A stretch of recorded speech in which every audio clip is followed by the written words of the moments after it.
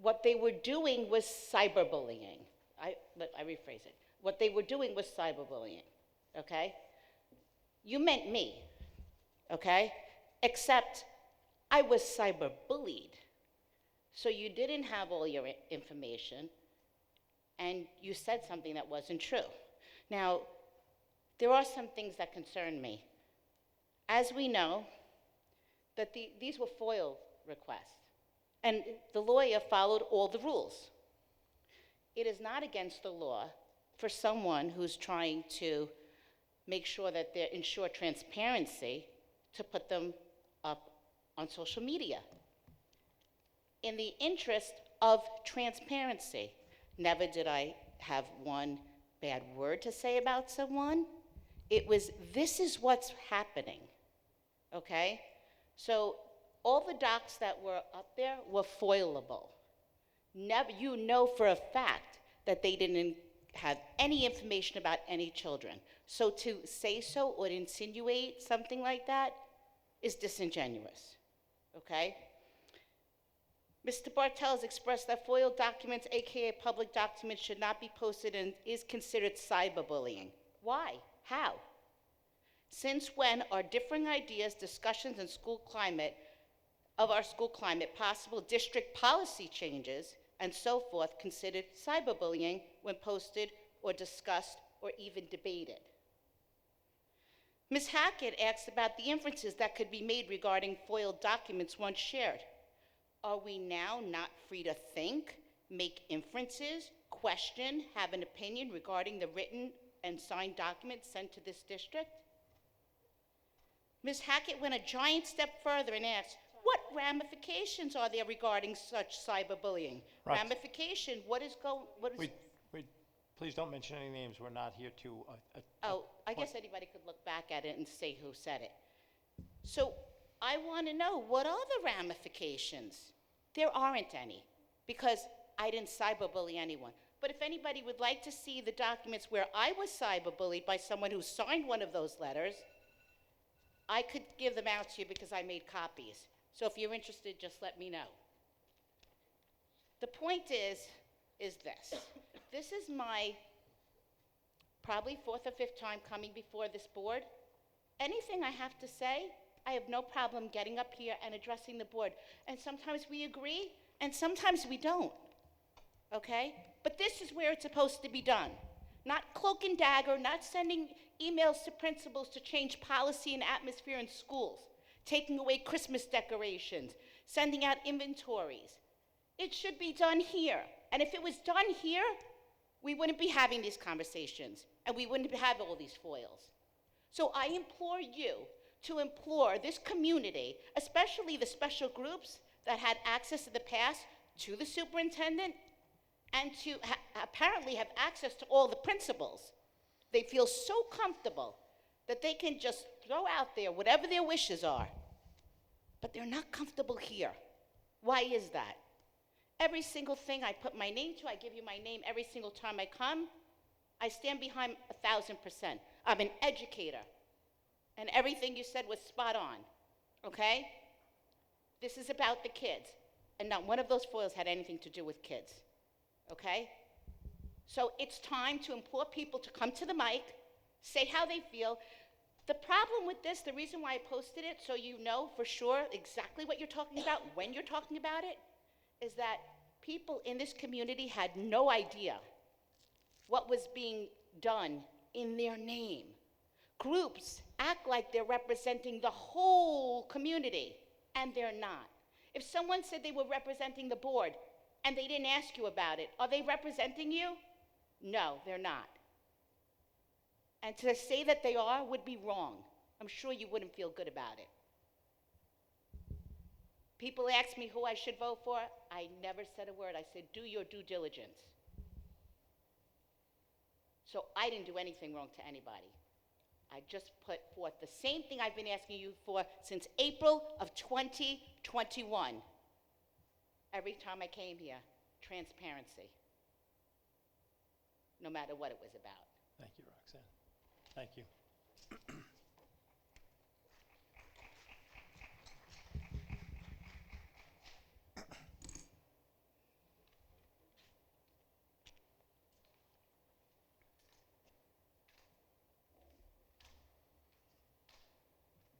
It's the first time I'm approaching the board. My name is Thomas Fabian.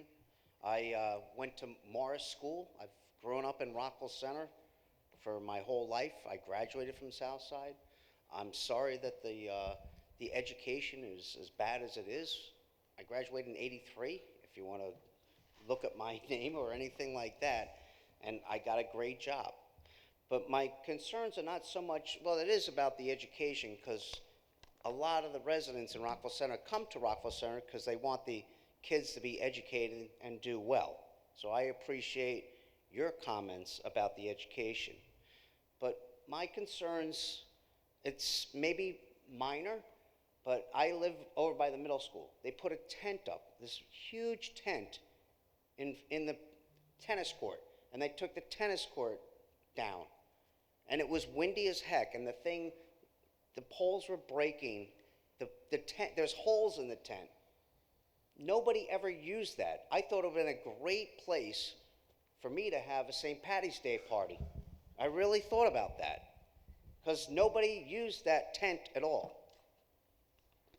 So I wanted to know why that tent was there.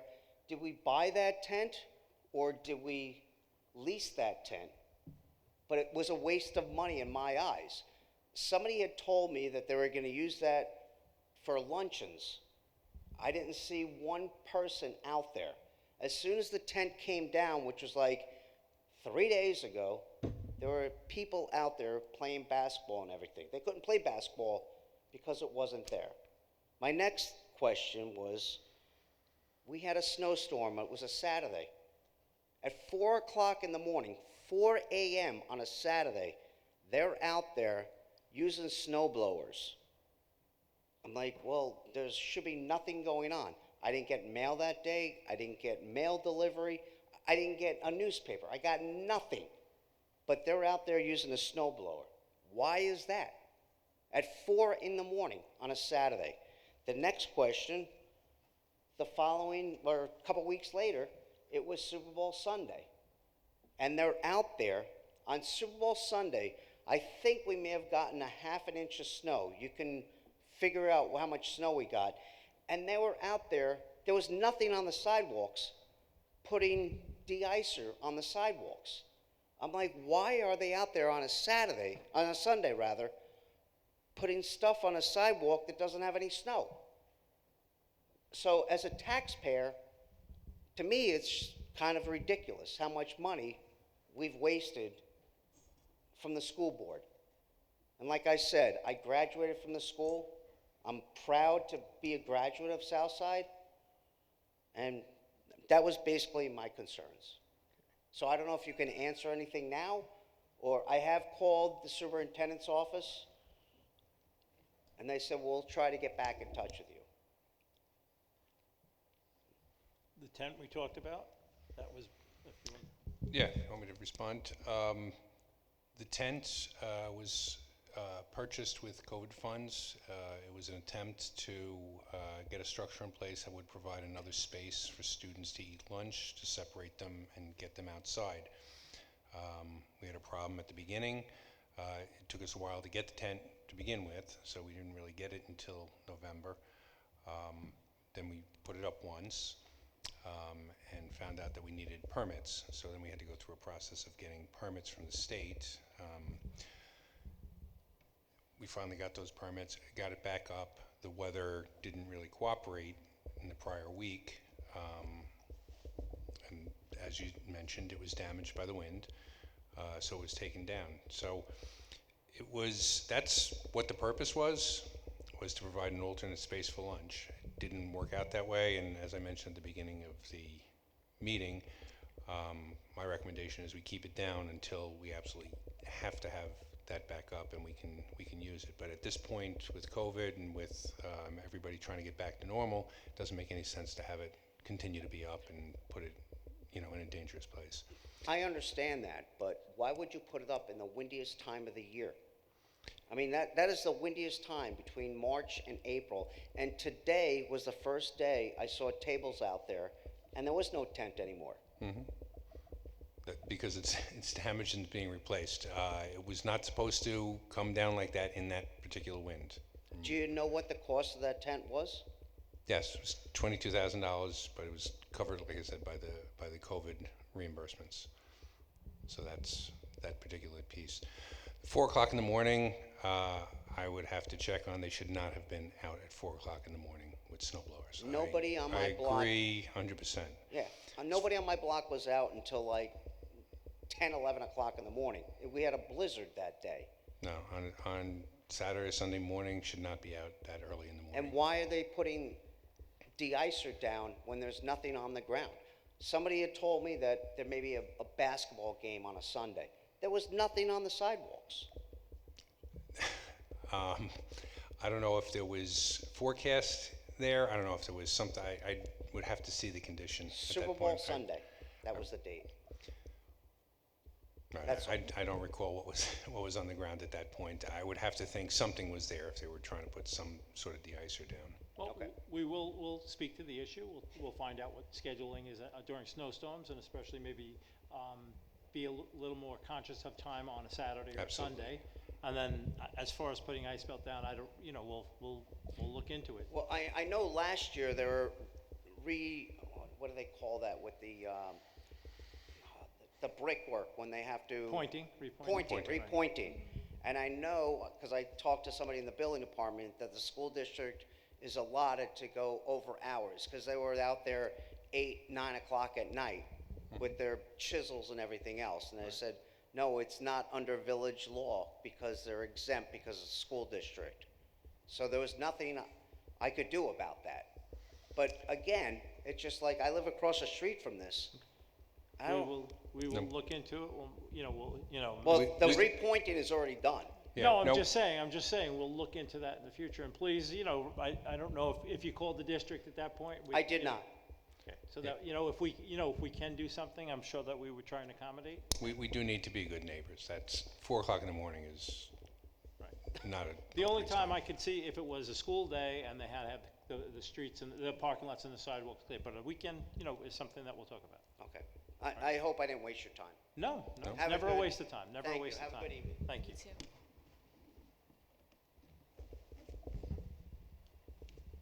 Good evening. My name is Catherine McGuckin, and I live at 135 Wright Road. On April 2nd, the RVCTA, the Rockville Center Teachers Association, under the leadership of Mr. Frank Van Zandt, advertised to its members that they had voted no confidence in the Rockville Center School Board President. This was published on their Facebook page and shared 9 times to various websites. Frank Van Zandt is the president of the Teachers Union, and his sole purpose, along with the RVCTA Cabinet and Executive Council, is to protect the very people, the teachers, who we as taxpayers pay to educate our children. He is not in position to care about our children. Contrary to what he spews, Mr. Van Zandt doesn't really care about the money the board spends or their ability to work with a weak superintendent with no vision or tenacity who came into our school district during a pandemic and left us high and dry, or the academic success of our children, or the lack of an effective curriculum, or whether your children wear masks or not. Frank's sole purpose is to make sure that the people he represents get what they want. He shows up at the Board of Education meetings with one mission: to make sure the people he represents don't lose anything. He doesn't come to ensure that your children have the curriculum they need. He doesn't come to make sure that all children have a fair shot at playing the sport they love. He didn't fight for our schools to reopen. He didn't fight for all-day teaching when our schools were closed. And he isn't fighting for your children now. He is fighting for himself and the position he has. Mr. Van Zandt has clearly used... Can we just not, we're not supposed to mention names? Well, he's the president of the union. Okay, so I will say the president of the teachers union has clearly used his position and power as union president to interfere with our school board election. By publishing his no confidence statement, he and the group he represents have endorsed the candidate running against, am I not supposed to say your name? Mr. O'Shea. An outrageous misuse of power and position. the president of the teachers union has insinuated himself into a school board election that he has no business interfering with, especially since he, as the president of the teachers union, at the very least, his opinion is a huge conflict of interest and a gross misrepresentation of the position he holds. And why is he so hell-bent on removing the president of the board? Why does the president of the teachers union think it is his right to soil the reputation of a decent, hard-working member of the school board who has done nothing but fight for the interest of all students? I not only question the legality of what is being allowed to transpire, but also why he, as president of the teachers union, has such a vested interest in our school board of election, and why he has taken every opportunity to unseat our president. It's not a political advertisement. I don't care what you think it is. He took out a full page. Thank you, Kathy, we're not supposed to get into that. I don't, you know, you're here to talk to the board, not to members of the public, and you're not, you know, you shouldn't be responding to it also, and we're not supposed to be speaking about individual people. I get that. Well, he shouldn't be speaking about individual people either then. It's a misrepresentation of his power as the president of the teachers union. I understand that, but we're supposed to, we're not supposed to be, you know, speaking poorly of anybody on our staff or anybody. Well, I don't think you're speaking poorly of him, but I certainly am. I think what he did is terrible, and I don't see why the people of this neighborhood have to be swayed. He has no right to take a position about who we, as tax-paying people of this neighborhood, elect to our Board of Education. And he has no right to slander anybody or to sway anybody. You know, we shouldn't be talking about politics. We shouldn't be This talking is about... not politics. How is this politics? This is our Board of Election. The people that live in this neighborhood who have a vested interest who are on the board. It's a total conflict of interest and a total misuse of his power and his position. So if I'm not allowed to speak about it, then I won't. Then I'll write about it. But the problem with writing about it is that everywhere he posts, and then I post, he has it taken down. So I'm sorry if...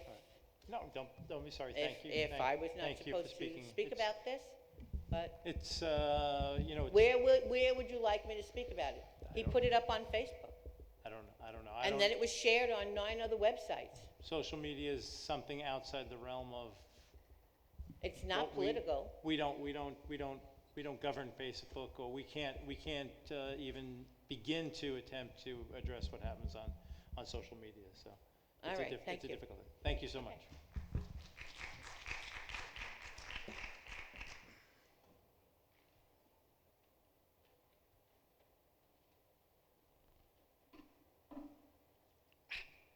Do I have to say my name? Erin Stevenson, 129 Lakeview Avenue. Good evening. First, I would like to thank the school board for volunteering for a seemingly thankless job. And I would like to thank Mr. Bartels for taking the helm as our interim superintendent this past year. I have been a big supporter of his leadership to this point, but his statement at last week's board meeting regarding foiled documents being posted on social media was inexcusably one-sided and a reckless attack on parents and community members who have done nothing wrong.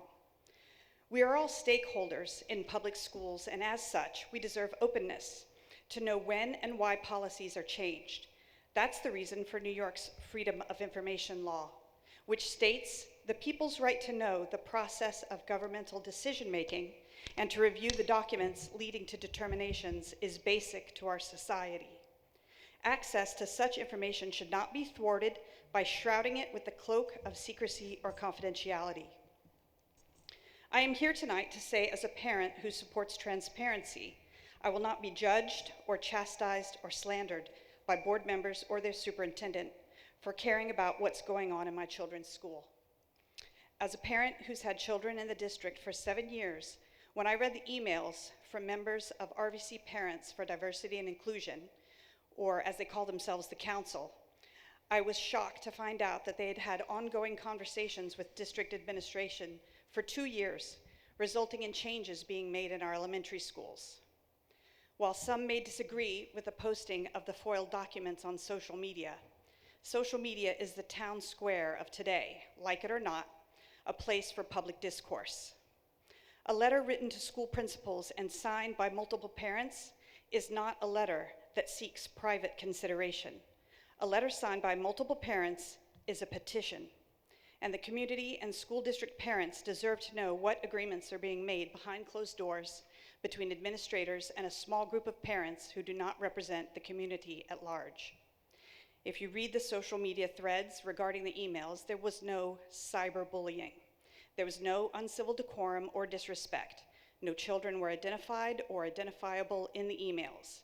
And to say they were is false information designed to inflame. Everyone wants our children to feel welcome in school and celebrated through the inclusion of all holidays. The objection is to a small group of parents apparently having undue influence on the district. Conversations taking place in private that should take place in public with input from all stakeholders. The district does not have a FOIL problem. It has a transparency problem. And no distraction, like shaming parents for trying to uncover the truth, can cover that up. Thank you.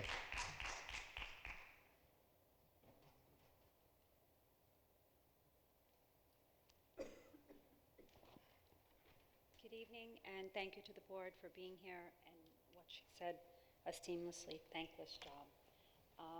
Lucia Patron, Hamilton Road, and she basically took the words out of my mouth, so I'm going to keep it short. This is about the foils. A lot of people had asked, what are foils? And for anybody that is watching, it is the Freedom of Information Act.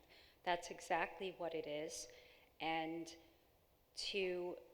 for community members and taxpayers of this district, they have every right to post the foils. They have every right to analyze them, discuss them, agree upon them, not agree upon them, copy them, and we should not be made to feel that this is cyberbullying. And I often wonder if everyone agreed with certain committees, or if everyone were in agreement, would it be then considered cyberbullying if everyone agreed with everything on social media? That is why we have spirited debate, different opinions, and to turn around and say that it's cyberbullying or it's not appropriate, what's not appropriate is the lack of transparency. That is why we have foils. One of the board members said at the last meeting that the formation of certain committees in the past have come with a set of issues, such as members being cherry-picked or a lack of transparency. And so the board has recognized that by coming to these school board meetings, and it's not easy, it can be uncomfortable, speaking at the mic and having total transparency is what the board feels is beneficial, which is why you all encourage us to come. My question is, if a committee or a persons in this community, or if they're meeting without other people knowing, as she had suggested for 2 straight years, the Committee of Diversity and Inclusion, if they are discussing or requesting curriculum overhaul, hiring overhaul, general building policy, complete atmosphere changes around the holidays, whatever it is, no matter what their desires are, why aren't they coming before the mic to the board in this forum so all district members can have true transparency instead of entertaining these private meetings, and then they are foiled, and then they're going on social media, and it's basically a disaster. My question to you is, can a principal make changes at the behest of certain committees, of their requests, such as the ones I just mentioned, without the board's approval? Mr. Bartels. It depends on what the requests are. Right? If it's Like something the ones I changing- just said, not celebrating holidays, curriculum change, certain novels, indoctrination, or what some may think is indoctrination. Can a principal, Not something like these changes, indoctrination. but what about What holidays they do in the and individual atmosphere, classrooms or up to the decorations? individual buildings. No Christmas, no Kwanzaa, no Hanukkah decorations, only mittens and mugs and scarves and hats? I think any of our principals that were thinking in terms of something like that would have a discussion with central office, and we would Right. talk about it. So do they have the authority, or does it have to be voted on by the board?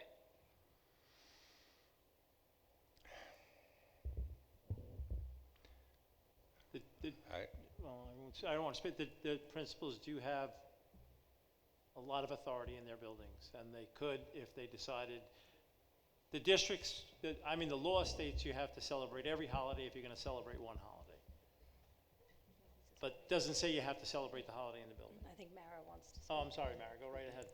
I would love to hear from you. No problem. With the board doesn't, the role of the board is to set policies on overall policies. The role of the board is not to direct the day-to-day operations of a school district. The overall day-to-day operation of a school district, like the superintendent sets, rules that goes down to administration, which then goes down to teachers. There's no legal obligation for a principal to have certain holidays being celebrated or not, or spoken about. There is also an issue dealing with church and state. So when you're having situations where you're having holidays it's not celebrating the holiday, you may be teaching about a background. So a principal does not need permission to change decorations on walls or Or to take them away. So if you're teaching about Christmas, Kwanzaa, and Hanukkah, or any other holidays that come around that time, whichever time, can a principal arbitrarily decide, we are not going to teach this anymore in the curriculum, and we will no longer then have decorations to celebrate everyone's nationality and holiday within the school?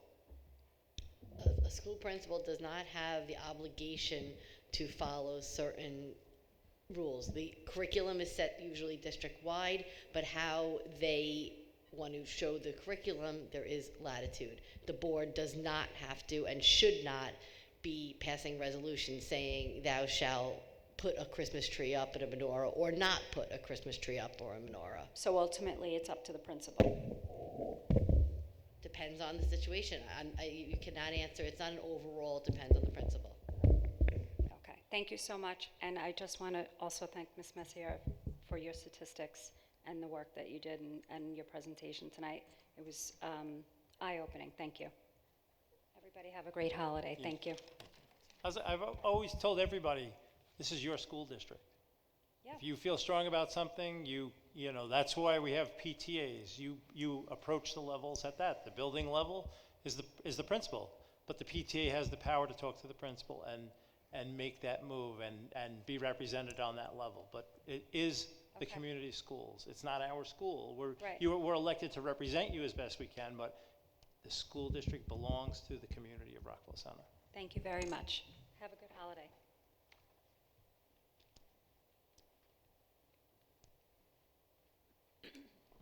Hello, I'm Kristen Glenn, Allen Road.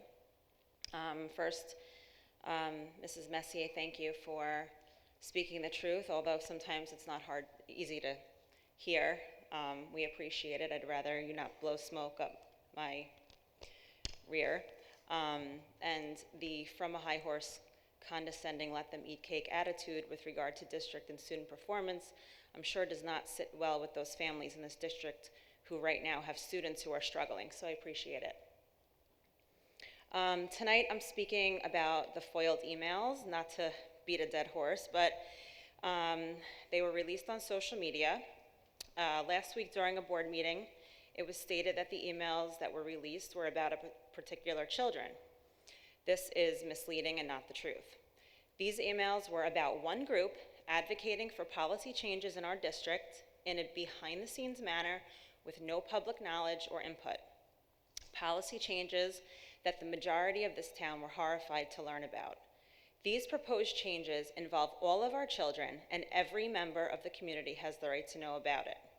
To say it was cyberbullying to release them is a gross exaggeration.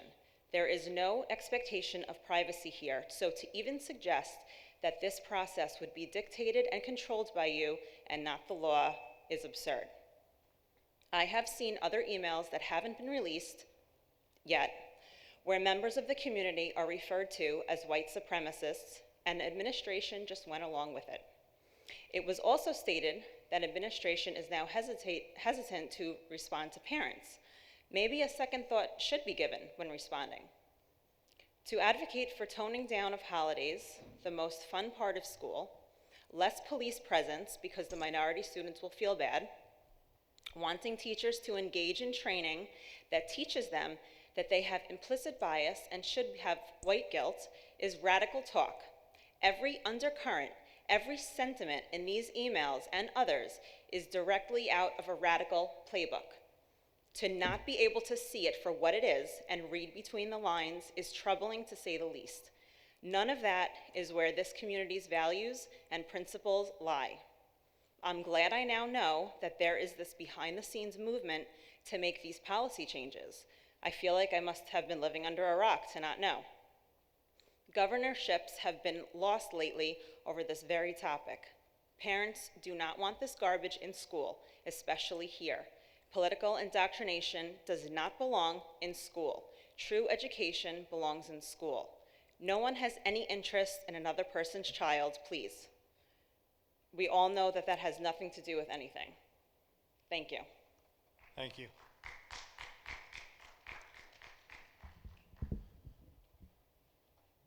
Anyone else? Mara, I know it's out of, not normal, but, I mean, we've talked about FOIL, and, a lot of questions have been brought up. Can we just, that is a public document when it's FOIL, then it's redacted to the letter of the law. If there's no warning on it saying do not release this, you can't release it because it's public information at that point, right? Yes, when the district gets a FOIL request, the district will go through and make sure that anything that needs to be redacted, things such as personally identifiable information, things that are intra-agency, not a final determination, I'm trying to think of other good examples.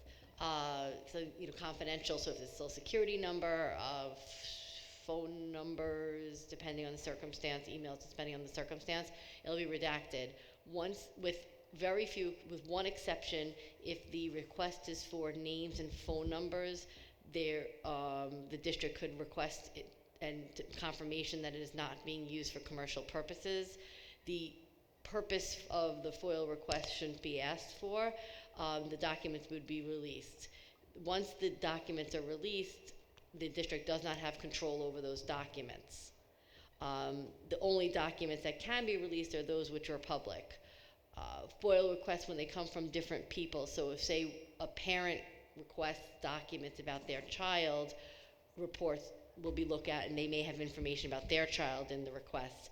If someone else FOILs the same documents, the request will look different because it's not about their child.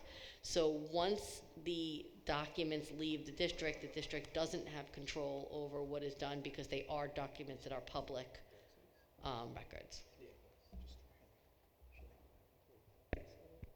Thank you, Mara.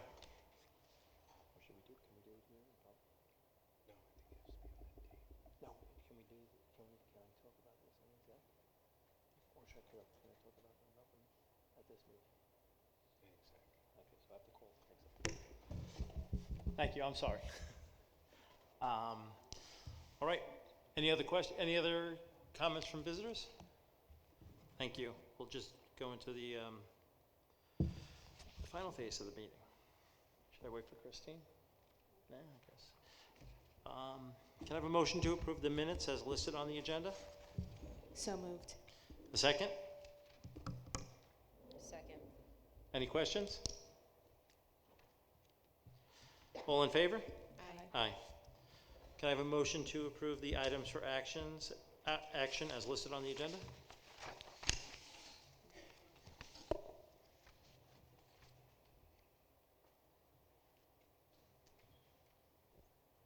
So moved. Have a second? Second. Any questions? All in favor? Aye. It's not revised as an addendum, right? No. on the PAR?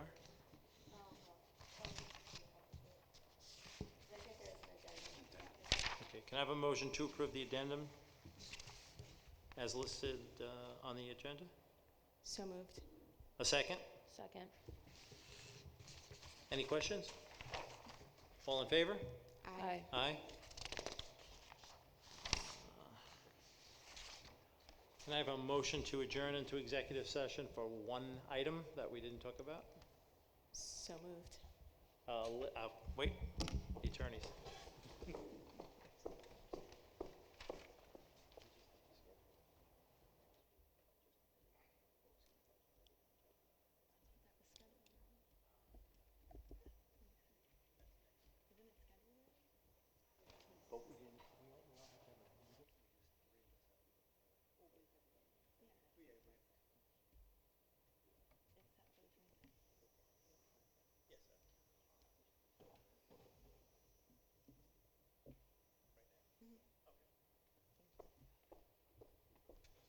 I'll strike that motion.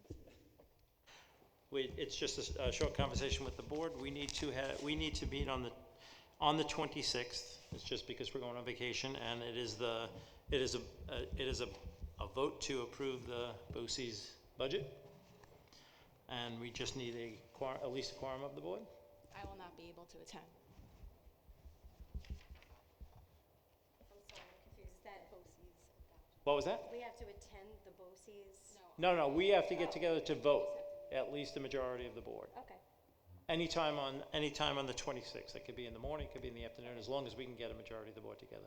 I can attend in the afternoon or evening, just not, I thought it was set for the morning already.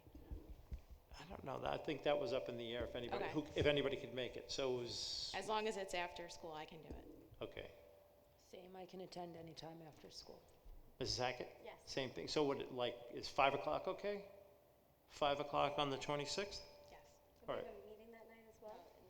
No, that was, we switched it around, so that, it's just to get together for that. So, all right, so I'm going to put it down for 5 PM that day. Thank you. Make sure that the district clerk notices the meeting, because it is a Yes. public meeting. Right. But we'll adjourn into exec just to vote, and there'll be no public comment or anything that day, so. In public, but there's, no public comment. Right. So. All right, can I have a motion to adjourn? So moved. Second? Second. Thank you all in favor? Aye? Aye. Thank you very much.